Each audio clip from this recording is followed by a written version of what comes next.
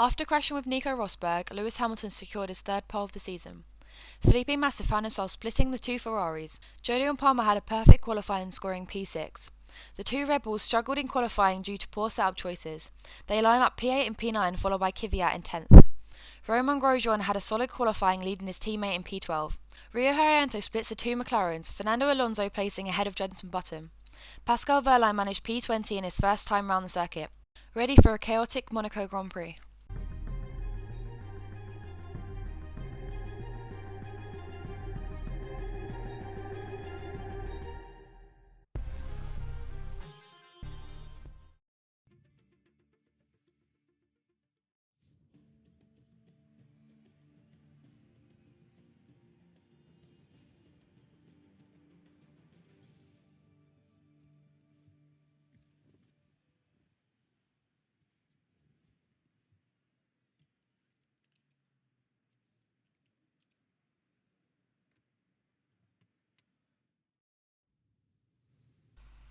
What is up, guys? We are here for the Monaco Grand Prix. We had about a few days break after the last race, but we're here back now. The GP2 race has gone down. Pierre Gasly winning the first race, so a bit of rubber put down here by the GP2 lads.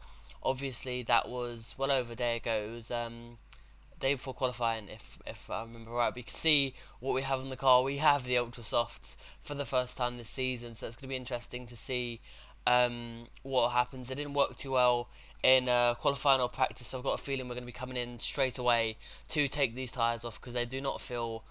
They're fast, but they wear so quickly. I don't know why they wear so much, but they are literally ultra grainy on this. But anyway, nonetheless, you can see we've got a fantastic, amazing fifth place. Like, I mean, Palmer's done a fantastic job to get up into sixth. Absolute stellar job. The Red Bulls, not that good.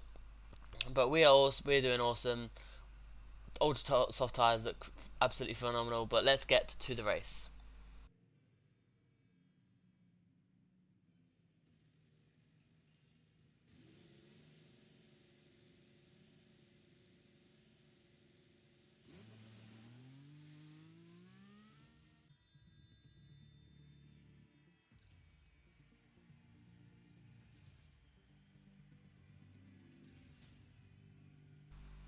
So here we are, we're on the grid for the Monaco Grand Prix.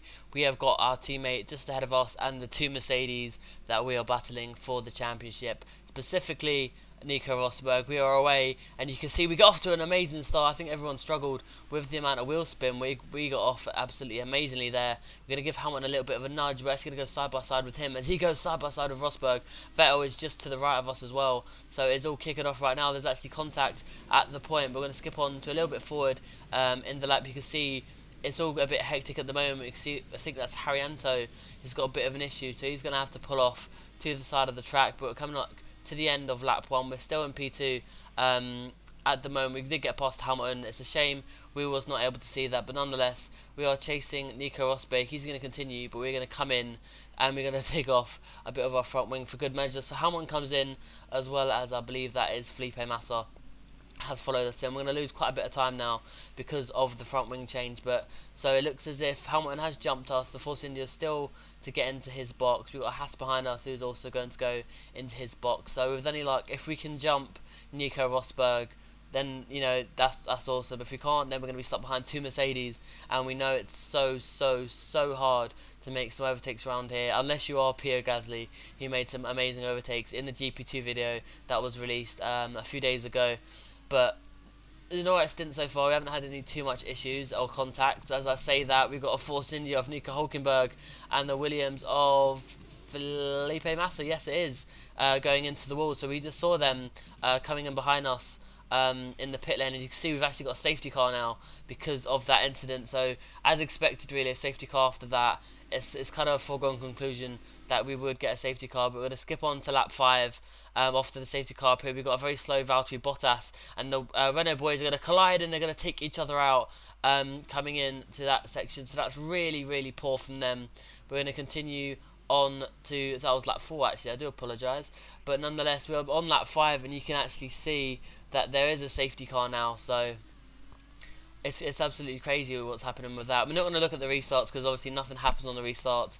But on lap 7, we do have a very disappointing Pascal Verlaine who's coming into the pits. We've got lap 8 as well. We've got a very slow Toro Rosso. I believe that's a McLaren to the left. I'm not sure exactly what's happened there. You got Kvyat and Alonso, both no front wings, pulling up to the side of the track, and we've got Max Verstappen on lap 10 diving down his inside of his teammate. Both Red Bulls are now on the ultra soft tyre, so they're doing a very different strategy to the rest of the field. But you could see absolutely great overtake there by Max Verstappen into the hairpin. Lap 11 now. We've got another McLaren off at the first corner with no front wing, and I believe that was Esteban Gutierrez he took with him for good measure. So that's absolutely terrible for both of them. But we can actually see Romain Grosjean in the other Haas doing an absolutely fantastic job.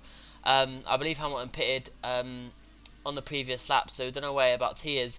We are right up the gearbox of what is potentially the number 2 Ferrari. We're going to do exactly what Verstappen just did to Danny Ricciardo and just go down his inside. We're on lap 13 now, 13 of 20 as we get a hell of a lot of oversteer. But lap 15 now, the Saubers have collided too. It is all going off here in Monaco with the teammates at the moment. It's absolutely mental.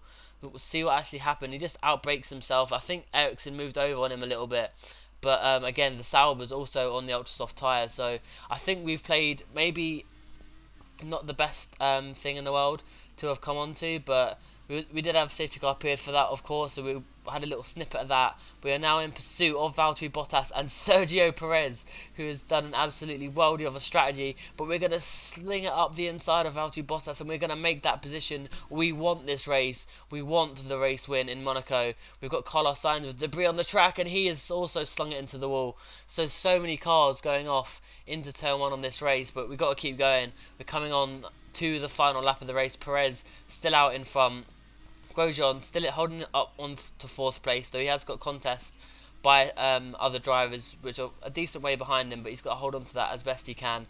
We're coming up through this section now, right up the gearbox of Sergio Perez. We've got maybe, if we can, do it at the chicane, hairpin, sorry, because that's our favourite party trick, but we're going to do it earlier, and we actually make the move done. We get the move done before the hairpin, which is our favourite trick.